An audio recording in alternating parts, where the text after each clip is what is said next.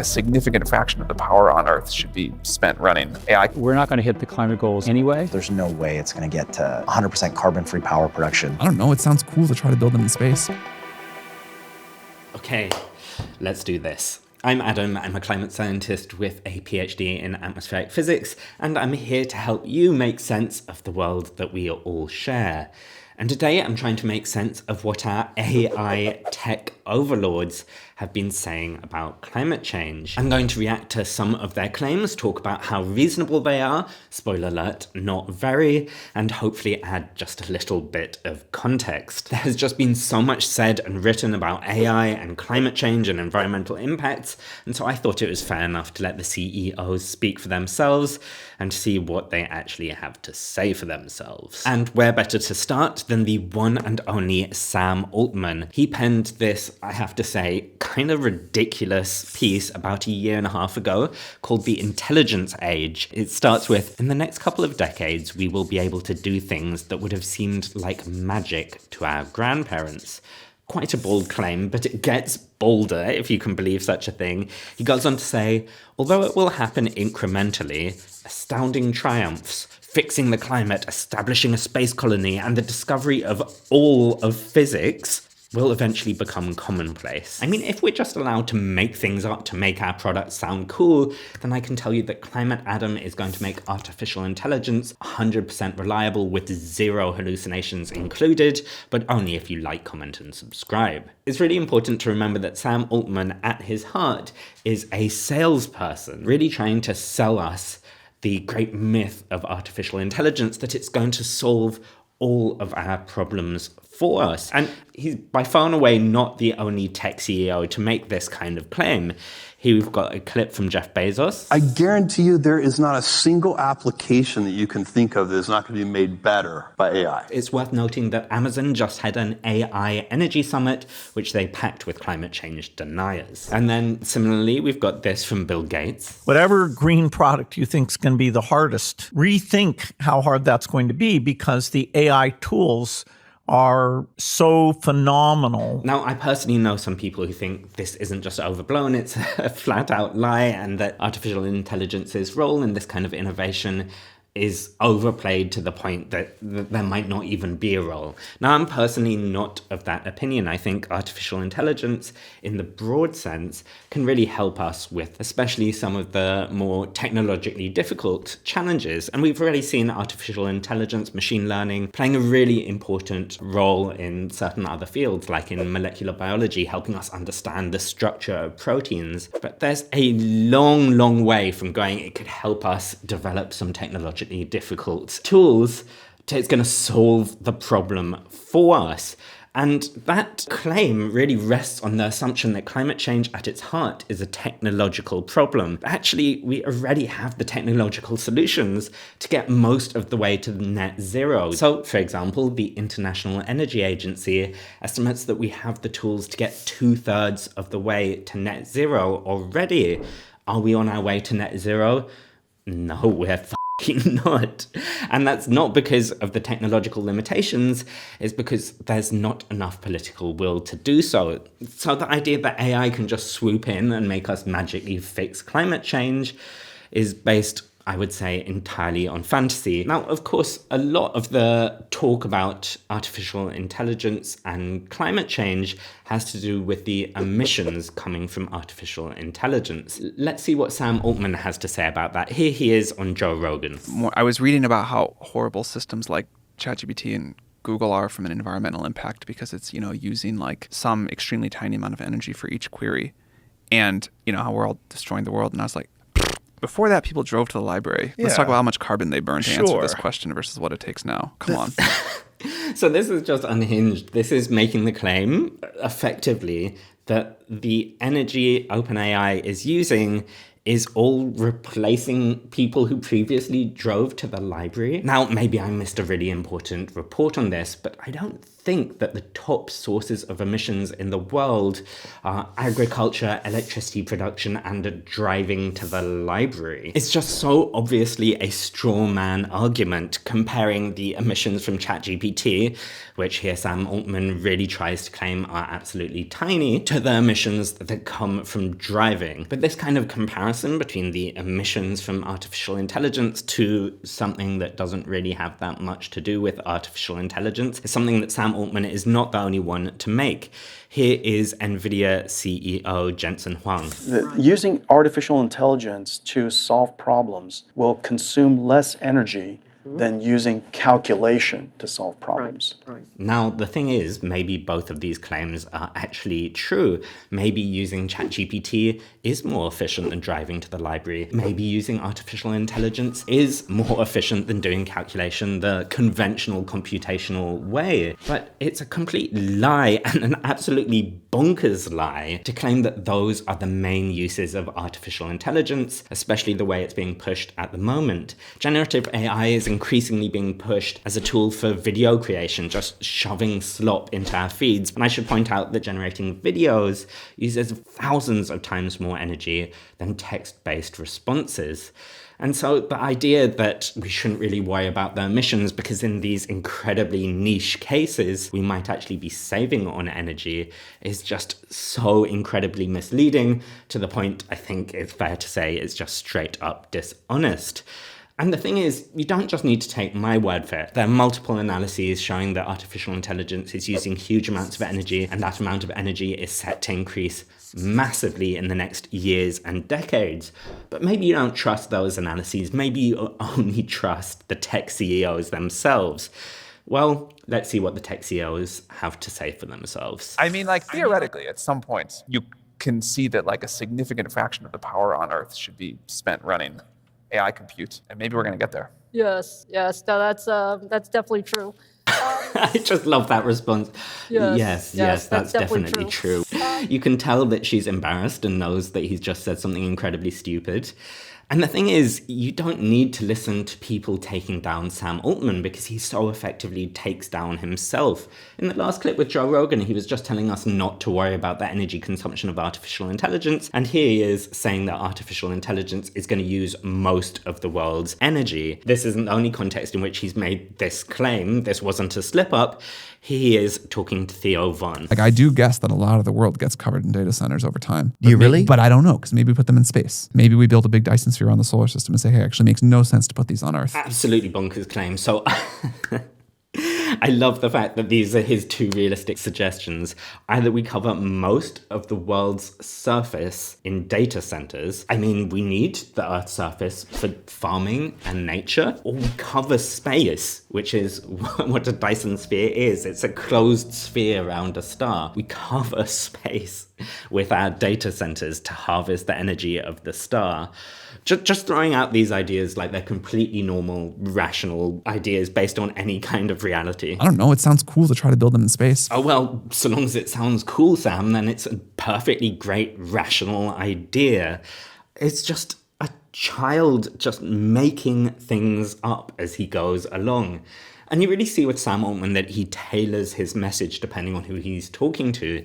So when being asked about environmental things, he really knows how to play it down. But here with Theo Von, he knows that for that kind of audience, really hyping things up, making them sound cool and far out is really, really going to appeal. Now, Sam is not the only person to make absolutely bonkers claims about artificial intelligence, although he is probably one of the best at it. But we can also look, for example, at Google's current CEO, Sundar Pichai, and see what he says when asked about the energy demands of artificial intelligence. So you're right. AI is dramatically increasing demand for energy. Thank you. In a way that the current systems can't fully cope up. Oh, well, yeah. But that is driving extraordinary investments in solar, in battery technology, in nuclear technology, and other sources. Okay, so this is a claim which is made not just by Sundar, but by many, many people. Yes, of course, we need loads of energy, but that's actually a good thing because that's driving investment in renewables. And this sounds great until you think about it for more than 5 seconds, which I have now done. The problem with renewables isn't that they're not cheap enough, that we don't have enough innovation. In fact, solar, wind, batteries have become staggeringly cheap to the point where solar and wind are the cheapest form of electricity for much of the world. So the problem isn't that we aren't building these things at scale either. In fact, we're already building them at such scale that electricity production from renewables outshone electricity production from coal for the first time. The problem is that all this innovation, all this production at huge scale isn't offsetting fossil fuels fast enough. So we're building all these renewables, but we're not shutting down fossil fuel power plants as a result. Increasing demand does nothing to fix that problem. It just means there's more and more demand, we're building more and more renewables, and we're failing to tackle the fundamental problem of climate change, which is that we're still burning fossil fuels and emitting carbon dioxide into the atmosphere. But there's another part of this interview that I really want to share as well, because I sort of feel like the Musk slips a little bit. I think for every government, I think it's important to figure out how to scale up infrastructure, including energy infrastructure. I think you don't want to constrain an economy based on energy, and I think that'll have consequences. Now, is it just me, or does that sound a little bit like a threat? You don't want to constrain economy based on energy. In other words, give us all the energy that you possibly can. Don't think of the consequences of that at all, because the absolute priority has to be building artificial intelligence and forget everything else. But I think it's really, really important to emphasize that when energy is being demanded by our tech overlords in this way, it's often kind of claimed that this is good for renewables or that it's entirely going to come from renewables. But all the evidence we have points to the fact that this just is not going to be the case.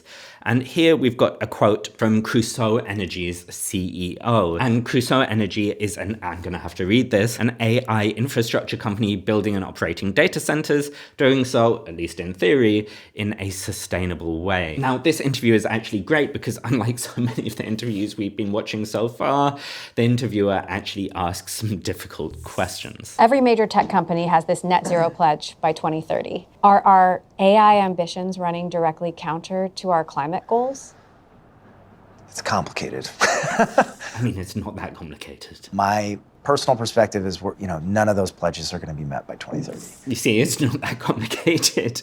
These pledges are not going to be met by 2030. And there's ways of kind of fudging it where, you're buying a bunch of RECs or offsets, but the actual energy that's being used, there's no way it's going to get to 100% carbon-free power production. Now, this is just wild because it's something that people have been saying for a long, long time and been called hysterical and over the top. And here he is saying the quiet part out loud. There is no way it's going to be 100% renewable. So the tech companies are lying or fudging it. That's a good question. You're good. It's such a tech bro arrogant response. And I mean, it is a solid question, but I think it's just really telling that tech bros like this really aren't accustomed to being asked these kinds of more difficult questions. But again, we just see that on any closer inspection, everything starts to fall apart. So on the one hand, we've got tech CEOs saying that actually the AI revolution is amazing for renewables. On the other, we have another tech CEO saying that there's no way that the AI boom is going to be 100% renewable. Now, while we're talking about tech CEOs lying about things, let's go over to Eric Schmidt, former CEO of Google, and let's see what he has to say about artificial intelligence and energy use. Many people think that the demand in energy that our industry takes will go from 3% to 99% of total generation. Let's just pause for a second to think about how absolutely bonkers that is. Many people think that the amount of energy that the tech industry will use will go to 99%. Now, I don't know why I'm surprised, because this is just a rewording of what Sam Altman said earlier, but it's such an absolutely batshit claim to make in the middle of a hearing. The idea that tech will be using 99% of our energy, so just 1% on transportation, on industry, on agriculture. No, 99% is going to the tech industry.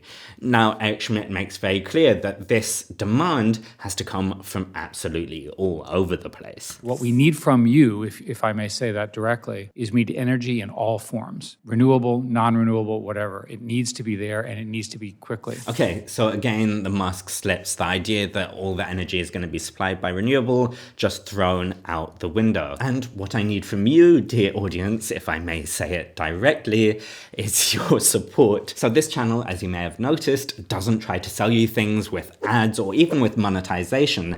That's because I don't want you to buy stuff that you don't need. Instead, I run entirely on the support of my incredible patrons. You can join them up here, but if that's not for you, a like, comment, and subscribe are also incredible at supporting the channel. Now, this is Adam from the future, and I just realized that I skipped a really essential clip from Eric Schmidt. And, well, let's see why it was so important that I had to go away and come back to record this. My own opinion is that we're not going to hit the climate goals anyway. I'd rather bet on AI solving the problem than constraining it and having the problem. To me, this logic is a bit like, say you knew you were going to be late to hand in your homework, and so instead of trying to get it in as early as you possibly can, you decide to burn down the entire school. Just to be super clear, every single fraction of a degree of global warming matters, costs lives, and so every single bit of emissions that we can avoid saves lives. And so the fact that we might miss our climate targets isn't an excuse for tech companies to have complete free reign in terms of their emissions while making blind promises that they're magically going to solve the problem. No, what it means is we need to cut emissions from every single source of emissions at our disposal as rapidly as we possibly can to limit the warming as much as we possibly can. Okay, now this is future Adam, here to say that the way Eric Schmidt talks about this is so indicative of the whole tech industry's approach to AI in general. If you're worried about energy use, if you're worried about privacy, bad advice, unemployment, don't worry about any of that stuff, because in the long term, artificial intelligence isn't going to be a problem. It's actually going to magically solve all those things. Okay, now back to the main video. You might have noticed we hadn't got onto Elon Musk yet. I came across an absolutely wonderful claim that he made in a tweet. And you know, when it's Elon Musk and it's in the form of a tweet, it's just going to be so good. So let's hear what Elon Musk has to say. Well, Elon Musk is proposing to launch a solar-powered AI satellite network to control how much sunlight reaches Earth. Just sounds like the plot of a really rubbish science fiction film. Space! The Tesla CEO believes the plan could help reverse global warming. Critics are questioning the risks of handling AI control over sunlight. I think critics are questioning every single part of this claim. Now, the idea that we could in some way dim the sun to offset climate change is actually not a new one. It's a really established idea called solar radiation management within climate nerd circles. Now, the disadvantages of it is it could have loads of unintended side effects. It couldn't perfectly offset the impact that greenhouse gases have had on climate change.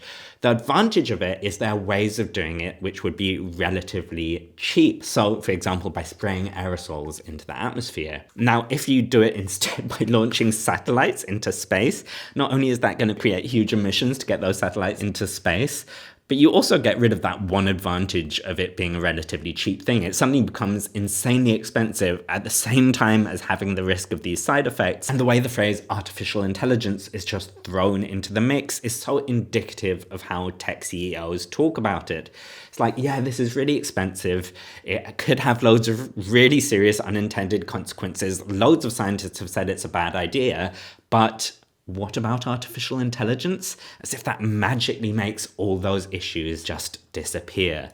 And it's really worth pointing out that Elon Musk's facade of caring about climate change has really started to crumble. It's just been revealed that Elon Musk's data centers have been generating electricity illegally by burning methane, which not only produces greenhouse gases, it also creates air pollution, damaging the health of people who live nearby to the data centers. Finally, I want to give some honorable mention to Mark Zuckerberg, who put a climate denier in charge of fighting artificial intelligence bias, and whose artificial intelligence has been doing research into climate change fighting materials, exactly the kind of things we heard about at the beginning. So let's see how that's been going. They've been looking at something called direct air capture, the idea we could suck carbon dioxide directly out of the air, and trying to develop new materials that could do this. The problem is that capturing carbon dioxide from the air is incredibly difficult, and their claims that they'd done a really good job on developing new materials weren't really based in reality. And there's these absolutely scathing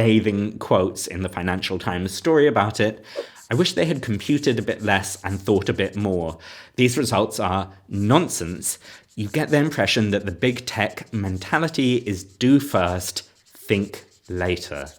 And I don't really know if we're ever going to find a better quote to end on than that. I can finally close a huge amount of tabs on my computer, but I really fear that my YouTube recommendations are never going to be the same after this. But look, I hope it comes across from this video, but when you actually stop and listen to what our artificial intelligence tech overlords have been saying about climate change, it not only contradicts what we know and understand about climate change, it contradicts what they say about climate change and energy. On the one hand, they claim that artificial intelligence doesn't even need that much energy and it's saving us energy, if anything. On the other, they say that it's going to need the vast majority of energy that the planet has to provide. They say that it's going to help us solve climate change. And their innovations often aren't worth the paper that they're written on, and they're hiring climate deniers behind the scenes. They're telling us that artificial intelligence is going to be powered by renewables and is going to help drive the renewable revolution, at the same time as they're telling us not to worry where that energy comes from and just hand over all the energy we possibly can, while also admitting that there's no way it's all going to come from renewables. And honestly, what worries me is less what they say, but how seriously so many people take what they say, as if these people aren't just dishonest salespeople, but have somehow the interests of humanity at heart. And honestly, I don't know how you listen to what they have to say for more than about 10 seconds before that notion inevitably starts to deteriorate. But this was really just scratching the surface of the nonsense that tech CEOs have been spouting about climate change. So drop in the comments any clips and quotes that you feel that I've missed. And if you want to see how Elon Musk went from climate hero to climate villain, well, you're going to want to check out my video over here. Okay, until next time, bye. Yes, no, that's definitely true.